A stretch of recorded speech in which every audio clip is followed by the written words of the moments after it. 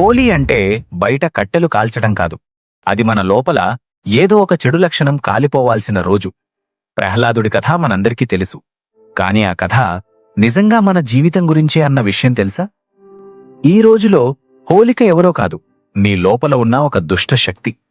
మనలో ప్రతి ఒక్కరిలో ఒక హోలిక ఉంటుంది. అది మన అహంకారం, నేనే సరి అనుకునే భావం. అది మన అసూయ, ఇతరులు ఎదిగితే ఇబ్బంది పడే మనసు. అది మన ద్వేషం, పాత బాధలను పట్టుకుని వదలకపోవడం. హోలికకు ఒక వరం ఉంది కదా, అగ్ని కాల్చదు అని. అలాగే మన అహంకారం కూడా మనల్ని కాల్చదని అనిపిస్తుంది. కానీ సత్యం ఏంటంటే అది నెమ్మదిగా మన మనసునే కాలుస్తోంది. ప్రహ్లాదుడు ఒక చిన్న పిల్లవాడు కాదు. ప్రహ్లాదుడంటే మన లోపల ఉన్న స్వచ్ఛమైన ఆత్మ, పిల్లల్లా పవిత్రంగా ఉండే మన అంతరంగం.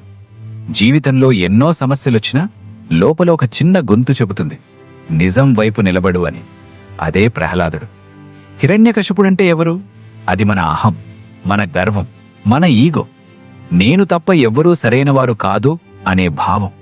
మన జీవితం లోపల ప్రతిరోజు ప్రహ్లాదుడంటే మన ఆత్మ, హిరణ్యకశిపుడంటే మన అహంకారం.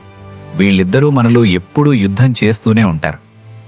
హోలికా దహనం అంటే బయట మంటలు వెలిగించడం కాదు, మనలో ఉన్న అహంకారం, అసూయ, ద్వేషం, భయం, వీటన్నింటి గురించి అవి తప్పు అని అంగీకరించి వాటిని కాల్చేయడం. ఇక్కడ అగ్ని అంటే ఏమిటంటే అది మన జ్ఞానం. జ్ఞానం అనే అగ్నిలో అహంకారాన్ని కాల్చేయాలి. మనలోని ప్రహ్లాదుడిని రక్షించడానికి నరసింహుడు బయట నుంచి రావాల్సిన అవసరం లేదు. మనము సత్యం వైపు నిలబడితే మనలోనే ఒక నరసింహ శక్తి వెలుస్తుంది. అది మన భయాలను ఛేదిస్తుంది, మన అహంకారాన్ని నాశనం చేస్తుంది. ఈ హోలీకి ముందు ఒకసారి ఆలోచించు. నీ జీవితంలో నిన్ను బాధపెడుతున్నది నిజంగా ఎవరు? ఇతరులా, లేక నీ అహమా?